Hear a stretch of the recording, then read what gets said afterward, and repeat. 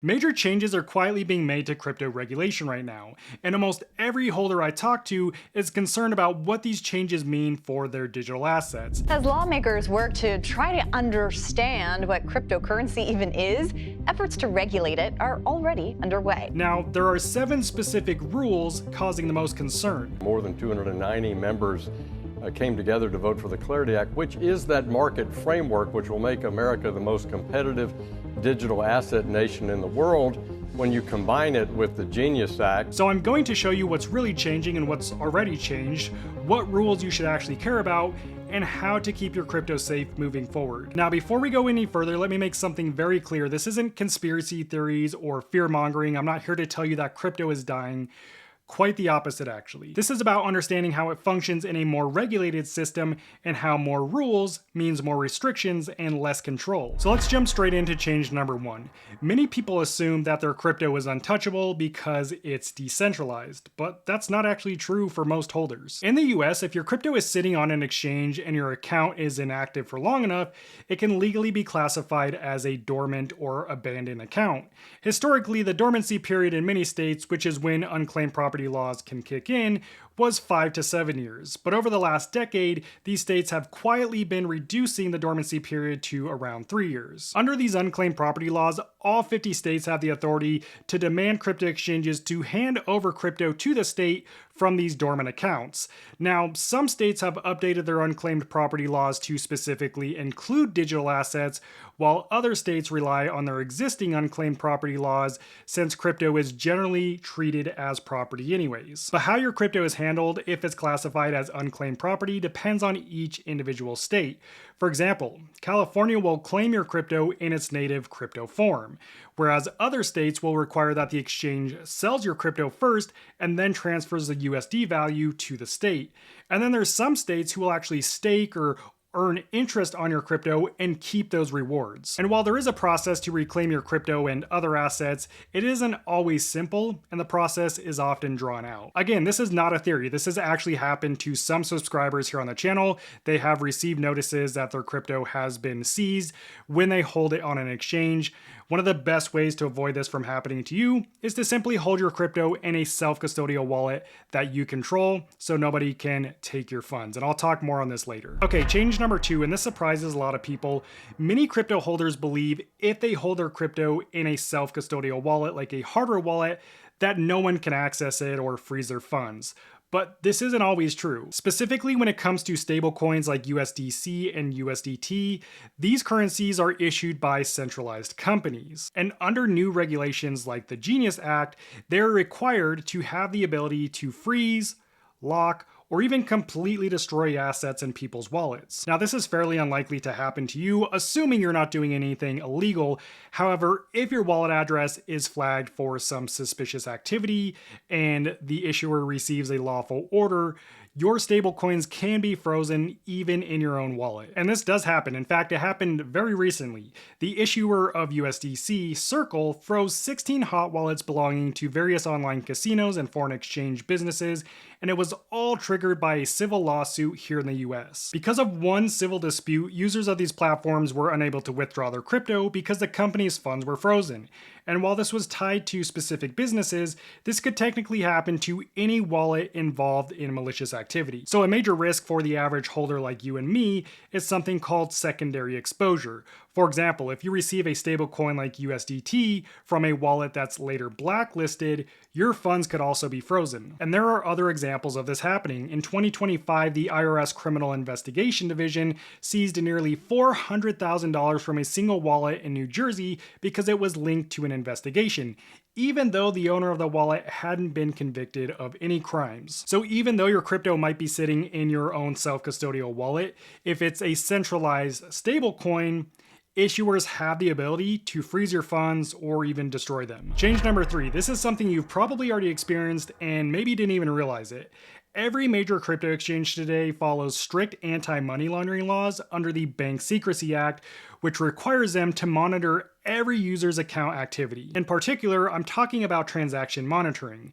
If you're in the US, every exchange is required to file suspicious activity reports if they see anything suspicious. Other countries have similar systems, and most exchanges operate globally, so this applies to most all crypto exchange users. And these reports can be triggered even with smaller transactions, so the idea that if you just keep your transactions under a certain amount, it won't affect you is completely false. Now, transaction monitoring has been around for a long time, but what's changing is how they're doing it, how fast they're doing it, and how much information they have about your wallet. Basically, every crypto exchange operating in the US uses behavior-based monitoring, AI systems, and has access to a bunch of data you don't even know about. In other words, your crypto activity is being tracked more closely now than ever, and every account and wallet address has a threat level assigned to it. As a result, your account could be frozen while the compliance teams investigate. And this is easily the most common reason crypto gets frozen. I've had my Coinbase account locked for more than a month, and to this day, I still have no idea why. And the reason for that is because if a crypto exchange does file a suspicious activity report, they actually can't tell you. So you may never know why your crypto is frozen or why your account is locked. And if you think I'm making this up, just jump over to Reddit and type in frozen crypto account, and you'll see thousands of threads that are still popping up to this day. And your account could be labeled as suspicious for a number of reasons. Maybe you transferred a large amount of crypto to it, maybe you interacted with a sketchy platform, or maybe there was just some kind of suspicious activity on your account you don't even know about. That said, the only reason crypto exchanges can do this is because they control your crypto. Crypto on an exchange isn't your crypto. It's held in the exchange's wallets. They do this so that they can comply with the strict AML and KYC laws. That's why I limit my exposure to exchanges as much as possible. I only use them to buy and sell crypto. I don't hold any crypto on any exchanges, and I haven't for years. And since I've done this, I haven't had any issues. I keep all my crypto in self-custodial cold wallets. This way I am in full control of my crypto. No one can freeze my funds or lock my account. Or like I mentioned earlier, the state can't seize my crypto. And cold wallets are so easy to use today. I'll drop a link to one of my favorite ones down in the description, along with a discount and my full step-by-step user guide. Okay, change number 4 is one of the newest changes, and the US consulate actually issued an alert about this change. Hong Kong recently updated its national security laws, making it a criminal offense to refuse to give authorities passwords or provide decryption assistance to access your personal electronic devices like phones, laptops, and even hardware wallets. And this becomes especially important when traveling internationally. If you enter certain countries, they have the authority to request access to your personal devices. And if your crypto is secured by any of those devices, whether it's an app on your phone or computer, or maybe even your hardware wallet, this could expose your funds to the wrong people. But if you refuse, it's now a criminal offense, so your device can be seized. You could also face jail time, and you could also have to pay a steep fine, up to $100,000, at least in Hong Kong. But Hong Kong isn't the only place doing this. Countries like the UK and Australia have similar authority to request access to your encrypted devices. Now, this probably wouldn't be random. It's usually tied to specific situations like investigations when entering a country. But that doesn't mean that it can't happen to you.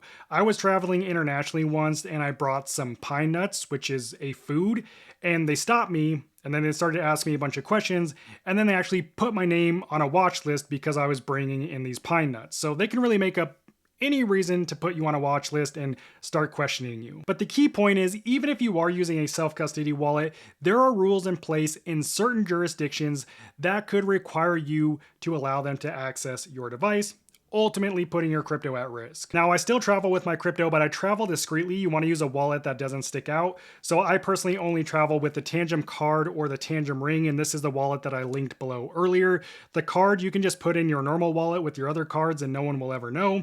The ring doesn't have any branding on it, looks like a normal ring. So unless you tell someone that these are wallets, no one will ever have a clue. All right, change number 5. This one is built into the platform itself, and a lot of people are caught off guard when they realize they can't send their crypto or access it without first selling it, so it's essentially stuck on the platform. There are certain crypto platforms designed so that you can't withdraw your crypto. Instead, it's kept in a closed loop system that only allows you to buy and sell crypto, but you can't actually send it anywhere else, like to your own wallet. This mainly applies to IRA platforms like iTrust Capital, Bitcoin IRA, and Alto Crypto IRA.